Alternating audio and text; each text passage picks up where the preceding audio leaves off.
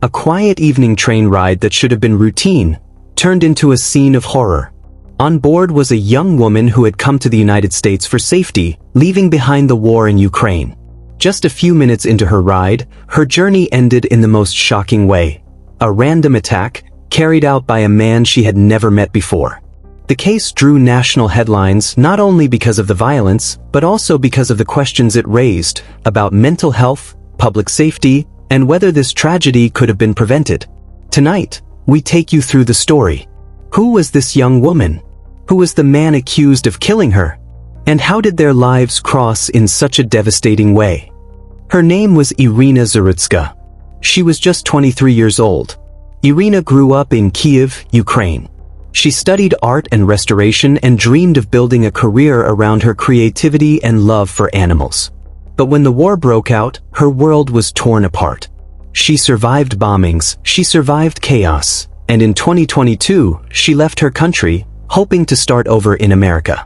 In Charlotte, North Carolina, she worked nights at a pizzeria, took English classes, and made friends who described her as kind, hardworking, and gentle. She loved animals and often talked about becoming a veterinary assistant one day. For her, this new life was not glamorous, but it was safe. A small apartment, a job, and the chance to build a future. Those who knew her say she had come so far, and she carried herself with quiet determination. On that summer night in August, she boarded the light rail like anyone else, tired from a long day but hopeful about the life she was putting together. The man accused of ending her life is Decarlos Brown Jr, 34 years old. Brown had a long history with the law.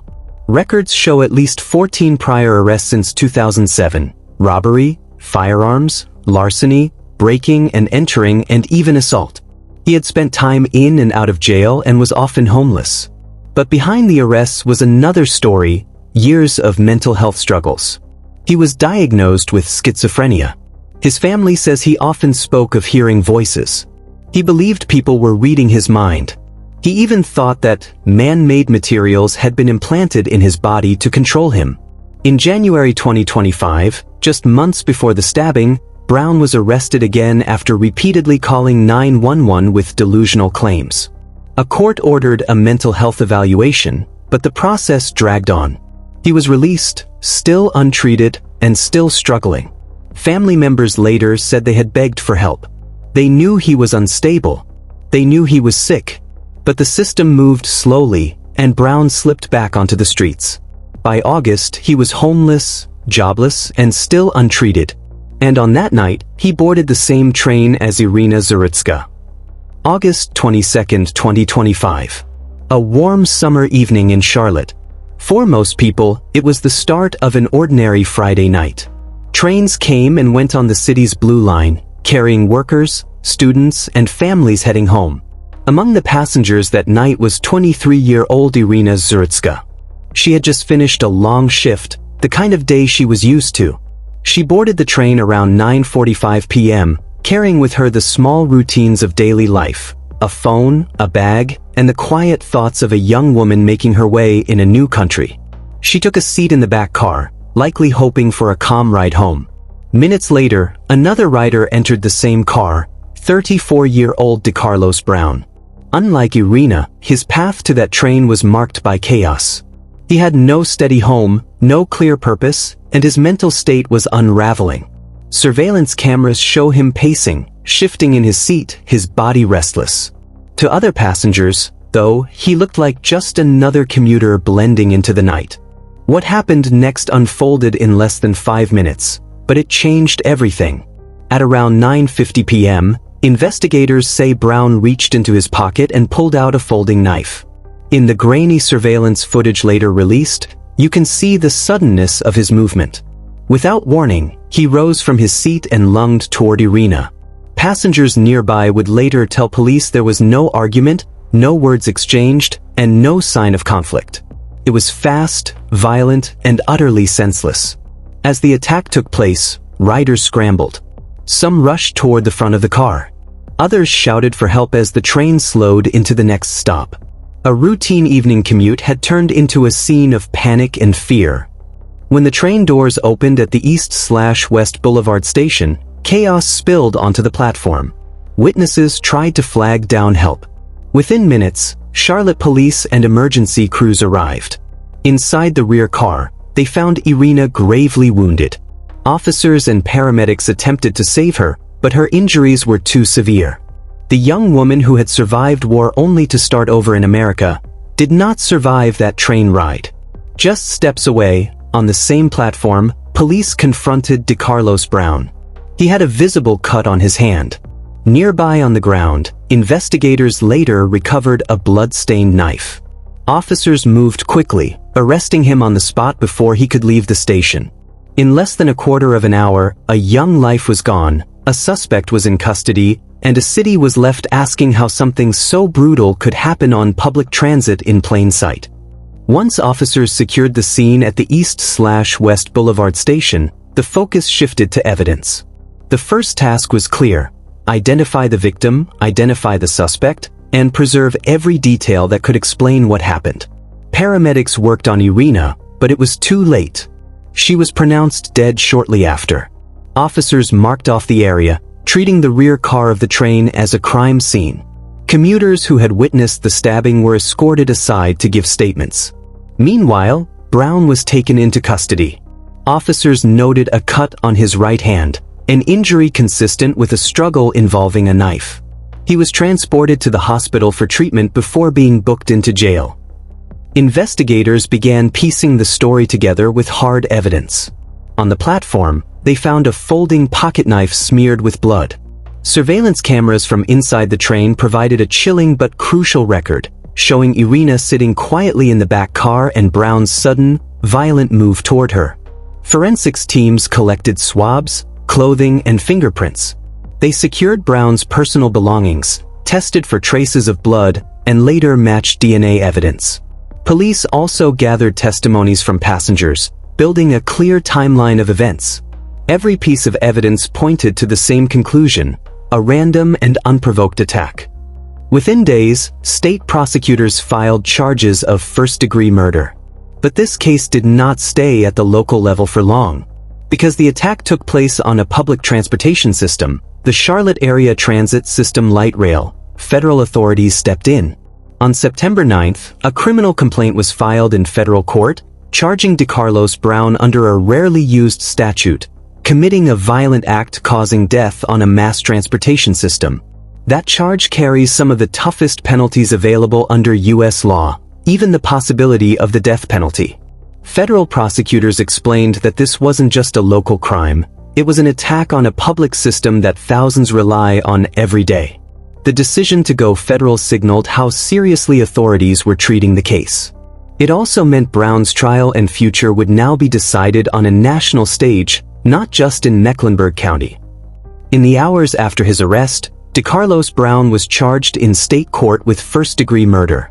Prosecutors in Mecklenburg County laid out the basic facts: a fatal stabbing on public transit, a young woman killed without warning, and a suspect taken into custody at the scene. Brown was brought before a local judge, where prosecutors argued that his history, his instability, and the brutality of the crime meant he should remain in custody without bond. The courtroom was tense, with members of the community present and reporters filling the benches. But state charges were only the beginning. Within weeks, federal prosecutors filed their own case, using a law designed for acts of violence on public transportation systems. The charge: committing a violent act resulting in death on a mass transit system. This statute is rarely used, and it carries the possibility of the death penalty. Federal officials explained their reasoning clearly: when violence strikes a system used daily by thousands of people, it's not just a local crime, it's a federal matter. The move signaled that the government was treating the stabbing not just as murder, but as a threat to public safety nationwide. In both state and federal hearings, one theme kept surfacing: Brown's mental health. Judges reviewed his long history of schizophrenia, his previous arrests, and the fact that an earlier court-ordered psychiatric evaluation had never been completed. Defense attorneys raised concerns about whether Brown was competent to stand trial. Prosecutors, meanwhile, argued that his long record of violence and the sheer brutality of the attack made the case one of public safety, not just mental illness. The judge ordered further evaluations to determine his mental state. The legal process sparked outrage and grief across Charlotte. Many asked why a man with more than a dozen prior arrests and clear signs of mental illness was free to ride the train that night. For Iryna's friends and the Ukrainian community in Charlotte, the hearings were painful reminders of the young woman they had lost.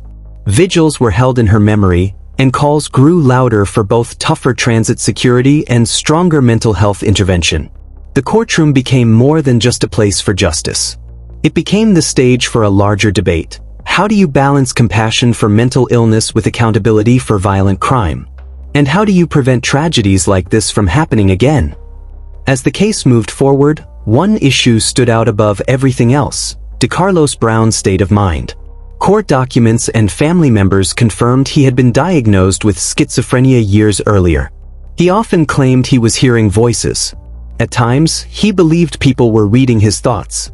He spoke of strange materials implanted in his body, a sign of deep paranoia and delusion. To those who knew him, it was clear he was sick. But to the strangers who shared public spaces with him, he was unpredictable and dangerous.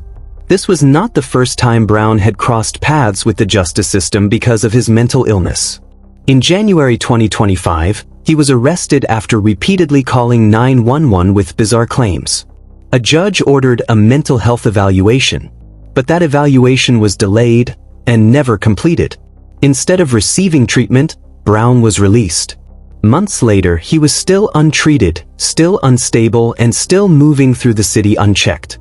By August, those delays had become deadly. It raised a painful question. Could this tragedy have been prevented if the system had acted sooner? The case forced Charlotte and the nation to confront a larger debate. How do you keep the public safe when someone is both mentally ill and potentially violent? What responsibility does the system have to intervene before lives are lost?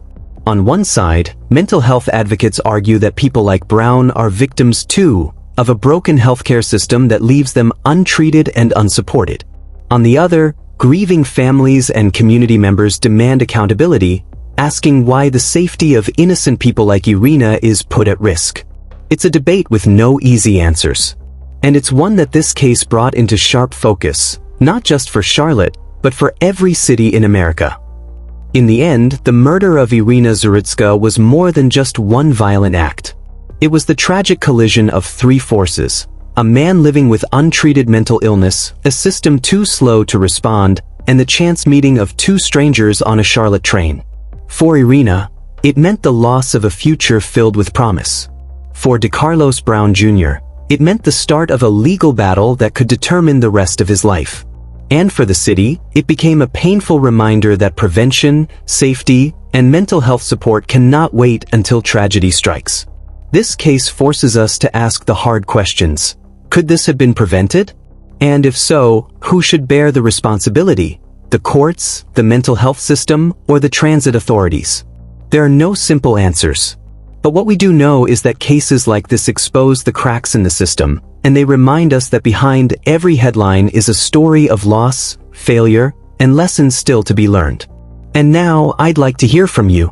Was this a preventable failure, or was it an unavoidable tragedy? Share your thoughts respectfully in the comments below. Your perspective helps keep these conversations alive. If this case made you think, and if you want to see more true crime stories examined with depth and care, this is Dark Crime Case Files. Subscribe and turn on notifications so you won't miss the stories that need to be told. Thank you for watching, and thank you for being part of this community.